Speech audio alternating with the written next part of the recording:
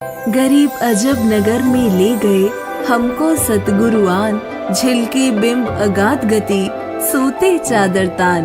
गरीब अलल पंख अनुराग है, सुन मंडल रहे थीर। दास गरीब उधारिया, सतगुरु मिले कबीर। लगभग 250 वर्ष पहले बोली गई ये अमृतवाणी परम पूजनीय संत गरीबदास जी महाराज जी की है।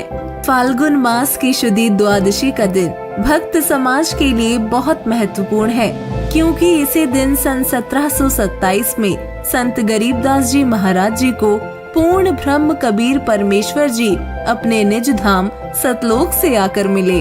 जिंदा बाबा के रूप में परमेश्वर कबीर जी ने बालक रूप में संत गरीबदास जी महाराज जी को अपने वास्तविक आध्यात्मिक ज्ञान से परिचित करवा के ऊपर के सभी लोगों को दिखा सतलोक ले गए और फिर वापस छोड़ दिया। जिसके बाद परमेश्वर जी की वास्तविक स्थिति से परिचित होकर संत गरीबदास जी महाराज जी ने कबीर परमात्मा की कलम तोड़ महिमा गाई है और भक्त समाज के लिए श्री सद ग्रंथ साहिब अर्थात अमर ग्रंथ की रचना की। इसी उपलक्ष्य में संत रामपाल जी महाराज जी के सानिध्य में उनके आश्रमों में संत गरीबदास जी महाराज जी के सद ग्रंथ साहिब की अमर वाणियों का अखंड पाठ व धर्म यज्ञ भंडारे आदि का आयोजन किया गया है। सन 1717 को आदरणीय गरीबदास जी महाराज जी का जन्म गांव छुड़ानी, जिला झज्जर, हरियाणा में हुआ। धनकड़ गोत्र में जन्मे गरीबदास जी के पिता का नाम बलराम जी था, जो कि ग्राम करोथा, जिला रोहतक के रहने वाले थे। किंतु उनके ससुर श्री शिवलाल जी का अपना कोई पुत्र नहीं था, इसलिए उनके कहने पर वो अपने ससुराल गांव छुड़ानी में ही घर जमाई बनकर रहते थे, जहां 12 वर्षों के बाद उनको पुत्र रत्न में परम पूजनीय संत गरीबदास जी महाराज जी की प्राप्ति हुई। जिस समय संत गरीबदास जी 10 वर्ष के हुए, तब प्रतिदिन की तरह ही वो गायों को चराने के लिए अन्य ग्वालों के साथ नला नामक खेत में गए हुए थे। तब कबीर परमेश्वर जी एक जिंदा बाबा के वेश में प्रकट हुए और गांव कबलाना की ओर से छुड़ानी को जाने लगे। जिंदा बाबा रूप में परमेश्वर जब ग्वालों के पास आए तो ग्वालों ने परमेश्वर को राम राम कर उनका आदर सत्कार किया और भोजन करने का आग्रह किया। परमेश्वर ने राम राम स्वीकार की और कहा कि खाना तो मैं अपने गांव से ही खाकर चला था। तब गांव वालों ने कहा कि महाराज, फिर खाना नहीं खाते तो दूध तो अवश्य पीना पड़ेगा। हम अतिथि को कुछ खाए पिए बिना नहीं जाने देते। तब दयालु परमेश्वर ने कहा कि ठीक है, दूध पिला दो, और सुनो, मैं कुंवारी गाय का दूध पीता हूँ। इस पर बड़ी उम्र के ग्वालों ने कहा कि बाबा जी, आप तो मजाक करते हो, आपकी दूध पीने की नीयत नहीं है। परंतु बालक गरीबदास जी खड़े हुए व अपनी प्रिय बछिया को लेकर कबीर जी के पास आए और कहा कि महाराज जी, इसका कोई बच्चा तो है ही नहीं, ये दूध कैसे देगी। तब कबीर परमेश्वर जी ने अपना आशीर्वाद भरा हाथ उस बछिया के ऊपर रखा, जिससे उसके थन बड़े बड़े हो गए और थनों से दूध की धार बह निकली, जिससे एक पात्र जो पाली साथ लाए हुए थे उसमें निकाला गया।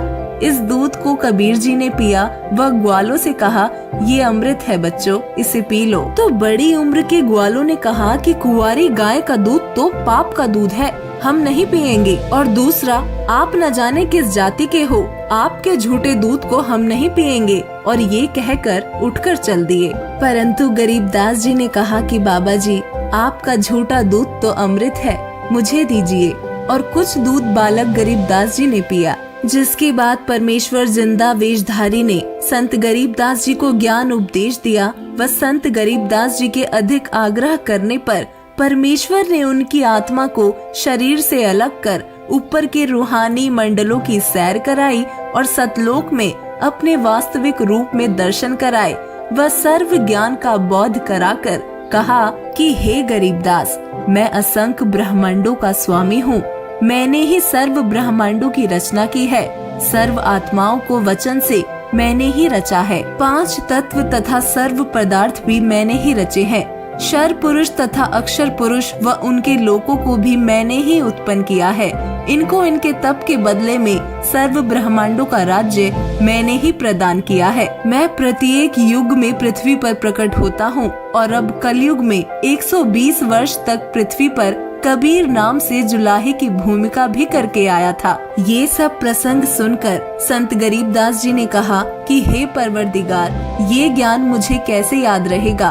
तब परमेश्वर ने बालक गरीबदास जी को आशीर्वाद दिया और कहा कि मैंने तेरा ज्ञान योग खोल दिया है, अध्यात्म ज्ञान तेरे अंतःकरण में डाल दिया है। अब आप असंख्य युगों के पहले से लेकर वर्तमान तथा भविष्य का ज्ञान भी याद रखोगे। वापस आने पर संत गरीबदास जी ने सतलोक और परमात्मा कबीर जी का आंखों देखा हाल जो वर्णित किया, वो एक दादू पंथी संत गोपाल दास जी ने लिखा, जो आज सदग्रंथ साहिब के नाम से जाना जाता है। परमेश्वर की महिमा बताते हुए संत गरीबदास जी कहते हैं, पर पट्टन वह परलोक है जहाँ अदली सतगुरु सार, भक्ति हित से उतरे पाया हम दीदार। हम सुल्तानी नानक तारे, दादू को उपदेश दिया, जाति जुलाहा भेद न पाया, काशी माहे कबीर हुआ।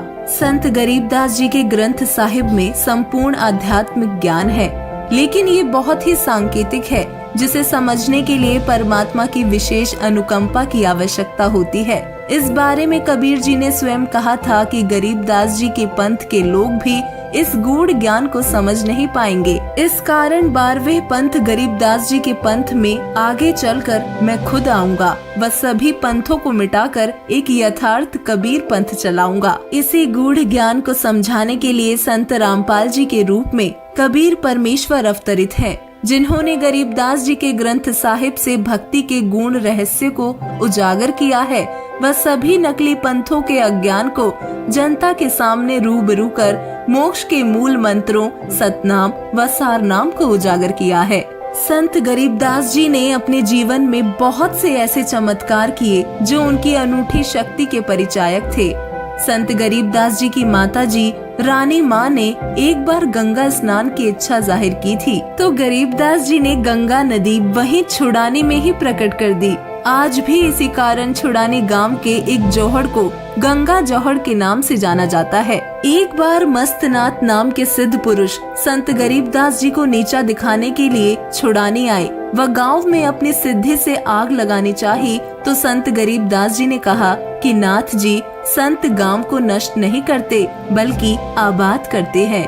आप अपनी शक्ति से यहाँ कोई कुआं बना दो ताकि पानी की सुविधा हो। परंतु मस्तनाथ जी नहीं माने व आग लगाने की कोशिश की, तो संत गरीबदास जी की रजा से मस्तनाथ के मठ, जो कि गांव स्थल बोहर जिला रोहतक में है, वहां आग लग गई, जिससे भयभीत होकर मस्तनाथ जी ने माफी की याचना की, जिसके बाद संत गरीबदास जी ने वो आग शांत की। उसके बाद मस्तनाथ जी ने अपनी सिद्धि का प्रयोग किसी को कष्ट देने के लिए नहीं किया, बल्कि सामाजिक महत्व के बहुत से कार्यों में सहयोग दिया। संत गरीबदास जी के जीवन से संबंधित एक प्रकरण बहुत ही रोचक है, जो अपने आप में एक अजूबा है। संत गरीबदास जी का एक शिष्य था भूमड़। वो गरीबदास जी की अत्यधिक संगति करता था तथा उन पर पूर्ण समर्पित था। वो प्रति महीना सैकड़ों किलोमीटर पैदल यात्रा कर संत गरीबदास जी के दर्शनों के लिए जाया करते थे। एक दिन गरीबदास जी ने उनको कहा कि आज के बाद तू छुड़ानी नहीं आएगा। इस पर भगत भूमड़ बहुत भावुक हो गया, तो गरीबदास जी ने कहा कि बेटा, मैं तेरे पास तेरे घर खुद आऊंगा। भूमड़ बहुत खुश हुआ और संत जी के 100 शुक्र मनाए।